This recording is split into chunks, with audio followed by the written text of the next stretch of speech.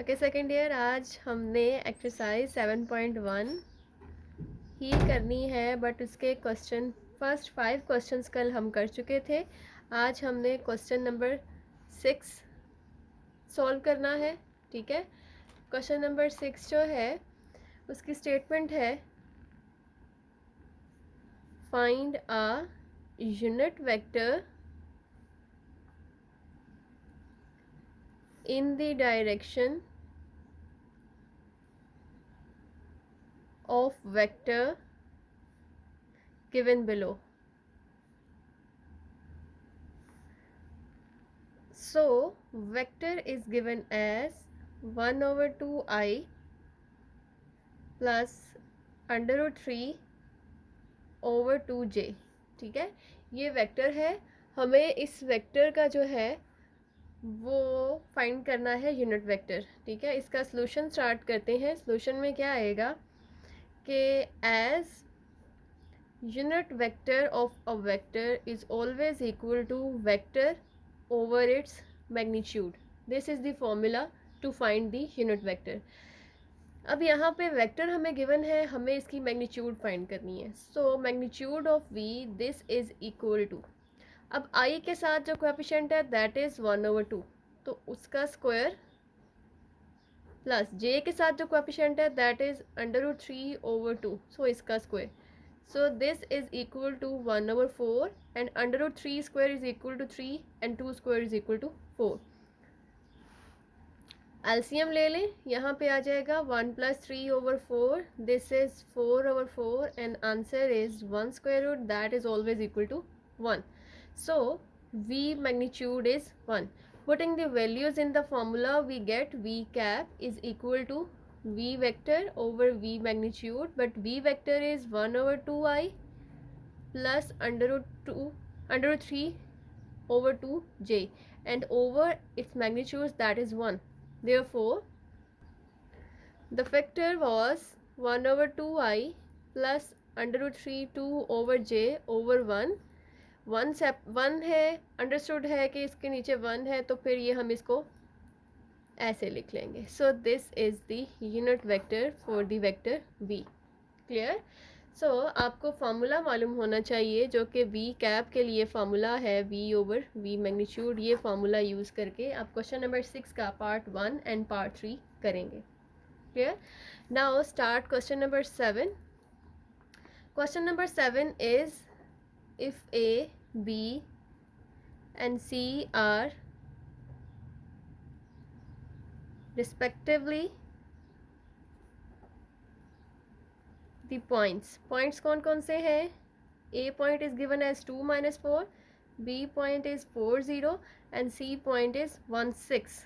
Use vector method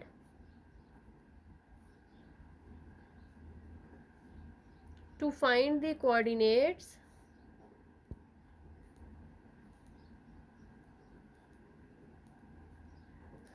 of point D if first question is A B C D is a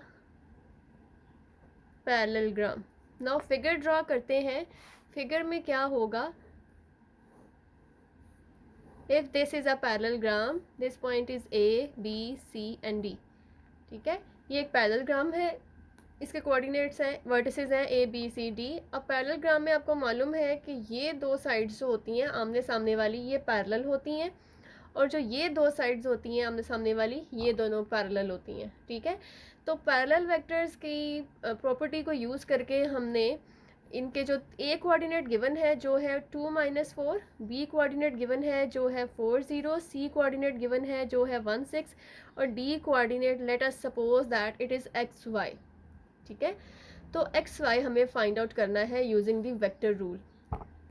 अब vector method क्या कहता है, यहाँ पे हम लिख लेते हैं, since A B is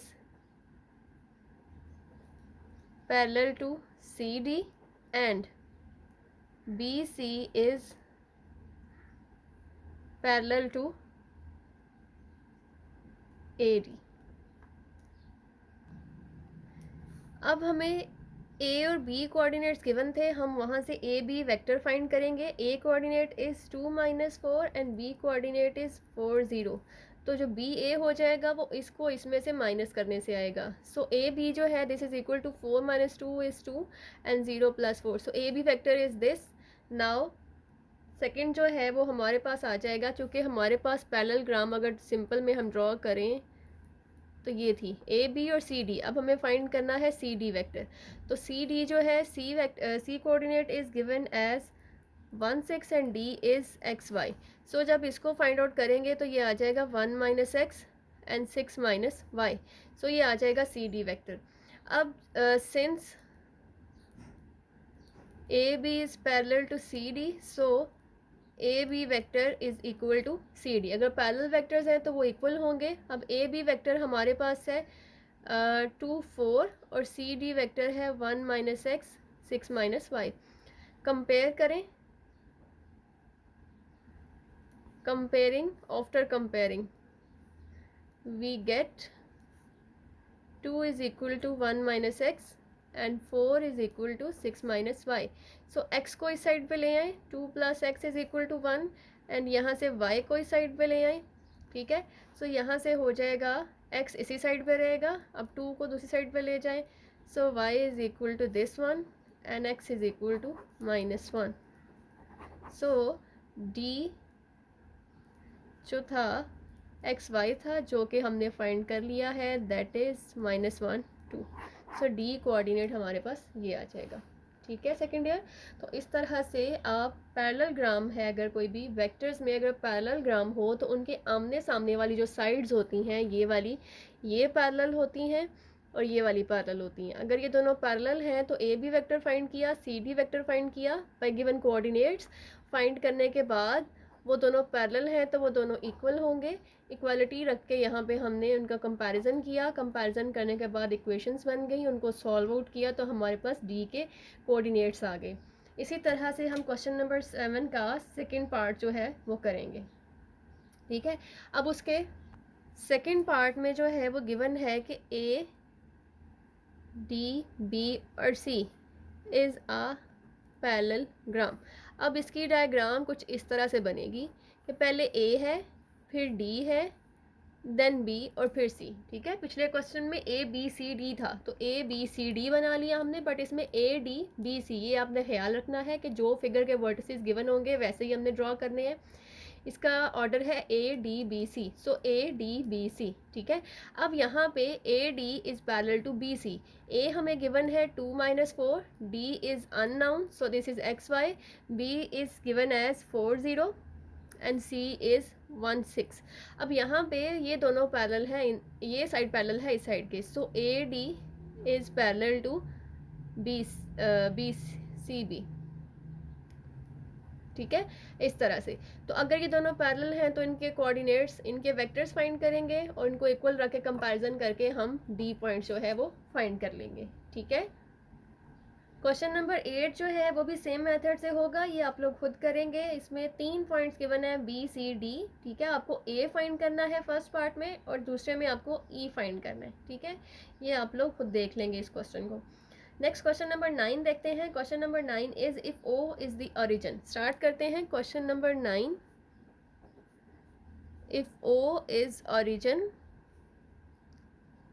and O P vector is equal to A B, then find point P when A and B are given as 3 7 and 1 0 respectively। ठीक है, गिवन स्टेटमेंट क्या है कि O P vector is equal to A B.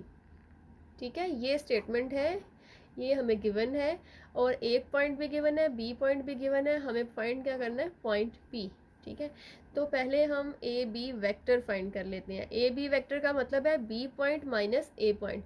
So 1 - 3 is -2 and 0 - 7 is -7। This is A B. Now let suppose P point is x y, जिसको find करना होगा हम उसे सपोज कर लेंगे वो एक्स वाई है। So O P according to the given statement, O P का मतलब है पी माइनस ओरिजिन, यानी कि एक्स वाई ही आ जाएगा because O is equal to 0 0। ठीक है, ओ पी भी फाइंड कर लिया according to the given statement. According to the given condition O P is equal to A B. O P है हमारे पास एक्स वाई और ए बी है -2 -7। ठीक है, तो यहाँ से जो आ जाएगा एक्स कंपैरिजन करेंगे, x is equal to -2 and y is equal to -7। So P point is -2 -7। ठीक है, इस तरह से आप पी पॉइंट को फाइंड आउट कर लेंगे। नेक्स्ट 7.1 का जो क्वेश्चन नंबर 10 है उसको बाद में देखते हैं। जो क्वेश्चन नंबर 11 है वो सेम 9 के जैसे है। उसमें स्टेटमेंट आप चेक कर लें, आपको समझ आ जाएगा कि दो वेक्टर्स को इक्वल कहा गया है। ठीक है, और उनके कोऑर्डिनेट्स गिवन है और एक कोऑर्डिनेट आपने फाइंड आउट करना है। तो आप स्टेटमेंट को देख के उसको खुद क्वेश्चन नंबर 9 की तरह ही सॉल्व करेंगे। ठीक हो गया। नेक्स्ट हम क्वेश्चन नंबर 12 स्टार्ट करते हैं। क्वेश्चन नंबर 12 जो है उसकी स्टेटमेंट है find the position vector of the point of division of the line segment joining the following pair of points in the given ratio। अब रेशो क्या है, वो कहता है point C with position vector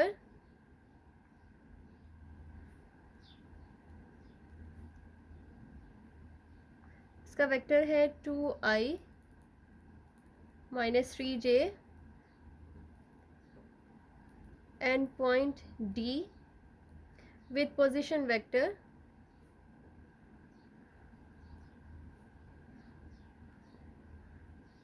3i plus 2j in the ratio 4:3। C और D vector जो हैं ये दिए हुए हैं हमें। C vector is 2i - 3j and D vector is 3i + 2j, और साथ में उनकी रेशो भी दी है जो एक दूसरे को डिवाइड कर रहे हैं 4:3 से। ठीक है, तो हमें फाइंड क्या करना है, पोजीशन वेक्टर फाइंड करना है जो इनकी ऐसा उस वेक्टर का जो इन दोनों को डिवाइड कर रहा है। मतलब एक लाइन सेगमेंट है सी डी, उसको ये सी वेक्टर है, यहाँ पे डी वेक्टर है, यहाँ पे इसको 4:3 पे अगर डिवाइड कर रहा है सपोज, तो हमें ये जो ये पॉइंट है इसका पोजीशन वेक्टर फाइंड करना है। ठीक है, तो उसका सोल्यूशन स्टार्ट करते हैं। सोल्यूशन के लिए क्या होगा, हमारे पास इस तरह के क्वेश्चन को सॉल्व करने के लिए एक फॉर्मूला है। हम उस फॉर्मूला को जो है वो देखते हैं। हम बात कर रहे थे फार्मूला की। फार्मूला कैसे होगा कि अगर सी जो पॉइंट है, अगर ये पॉइंट सी है, ये पॉइंट डी है, ये लाइन सेगमेंट इनको ज्वाइन कर रहा है, ये इनके पोजीशन वेक्टर, ये ओ है, ये सी तक जो पोजीशन वेक्टर है, ये डी तक पोजीशन वेक्टर है। अगर इसको ये 4:3 में डिवाइड कर रहा है, तो suppose this vector is small C and this vector this is D. So जो रेशो का फार्मूला आएगा, आर हमने फाइंड करना है ये जो पॉइंट है ये वाला, इसका पोजीशन वेक्टर। ठीक है, तो जो आर है this is equal to 4 into D, opposite पे। ठीक है, डी को हम मल्टीप्लाई करेंगे 4 से, 4 into D vector plus 3 into C vector and over 4 + 3। ये जो रेशियो है इसी को नीचे ऐड कर देंगे। ठीक है, पिक्चर शायद क्लियर नहीं है, अब क्लियर होगी आपको। ठीक है, इसमें क्या था कि C और D पॉइंट है, उनको 4:3 पर डिवाइड कर रहा है। अब जब 4 है उसको इसके सामने वाले वेक्टर से, यानी कि 4 को D से और 3 को C से मल्टीप्लाई करेंगे, ऐड अप करेंगे, नीचे 4 + 3। अब यहाँ पे वैल्यूज़ लिखते हैं। R position vector this is equal to 4, D position vector is 3i + 2j and +3, C is 2i - 3j over 4 + 3। So इनको मल्टीप्लाई किया तो ये आ जाएगा 12i + 8j। ठीक है, प्लस इसको मल्टीप्लाई किया 6i - 9j ओवर 3 + 4 इज़ 7। इसको ऐड अप करते हैं अब, 12 + 6 is 18i and 8 - 9 is -j over 7। अब 7 दोनों के नीचे अलग कर लें, 18 over 7 and -1 over 7j। So this is the position vector that divides the line segment CD। Clear. तो इसी तरह आप क्वेश्चन नंबर 12 जो है उसका सेकंड पार्ट करेंगे। ठीक है, तो इस तरह से हमारी एक्सरसाइज 7.1 कंप्लीट हो जाती है। आज के लिए बस इतना ही काफ़ी है। कल हम पढ़ेंगे एक्सरसाइज 7.2। तो कल के लेक्चर में हम नई एक्सरसाइज स्टार्ट करेंगे। सो आज के लेक्चर में हम 7.1 कंप्लीट कर चुके हैं। इसको ध्यान से देखें, समझें। जो क्वेश्चन नहीं समझ में आता वो मुझे व्हाट्सएप ग्रुप में आके मेंशन करें, बताएं मुझे, मैं वहाँ पे आंसर करूँगी। और अपने कमेंट बॉक्स में जाके अपनी अटेंडेंस वहाँ पे नोट करें। Okay, second year.